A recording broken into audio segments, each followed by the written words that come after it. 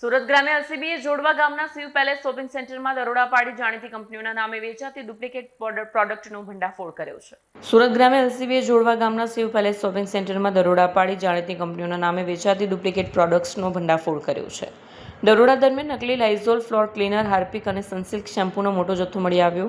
આરોપી પાસે માલના વેચાણ સંબંધિત કોઈ અધિકૃત દસ્તાવેજો નહોતા. તપાસમાં સામે આવ્યું છે કે ખાલી કેન અને બ્રાન્ડેડ સ્ટીકરોના ઉત્તર પ્રદેશથી મંગાવી સ્થાનિક સ્તરે સસ્તું લૂઝ મટીરિયલ ભરી ઓનલાઈન પ્લેટફોર્મ્સ મારફતે વેચાણ કરવામાં આવતું હતું.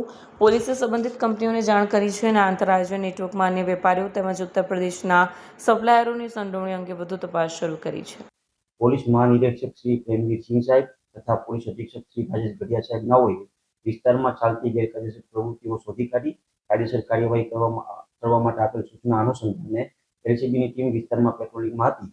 તે દરમિયાન મળેલ માહિતીના આધારે જોડવા ગામની સીમમાં આવેલ શિવ પેલેસ શોપિંગ ખાતે રેડ કરતા અલગ અલગ બ્રાન્ડની કંપનીના શંકાસ્પદ આધાર પુરાવા વગરના ક્લીનર અને શેમ્પૂનો 13 લાખ ઉપરાંતનો જથ્થો મળી આવેલ, જે જથ્થો જપ્ત કરવામાં આવેલ છે અને આગળની કાયદેસરની કાર્યવાહી હાથ ધરવામાં આવે છે.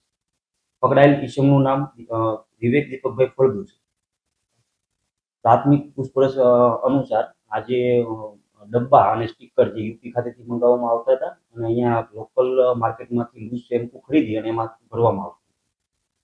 પકડાયેલ ઈસમની પ્રાથમિક પૂછપરછ કરતા જાણવા મળેલ છે કે આનું વેચાણ ઓનલાઈન અલગ અલગ પ્લેટફોર્મ ઉપર કરવામાં આવતું. તે અલગ અલગ કંપનીના અધિકૃત અધિકારી વ્યક્તિને જાણ કરવામાં આવેલ છે, જે આવી હતી આગળની વધુ કાર્યવાહી હાથ ધરવામાં.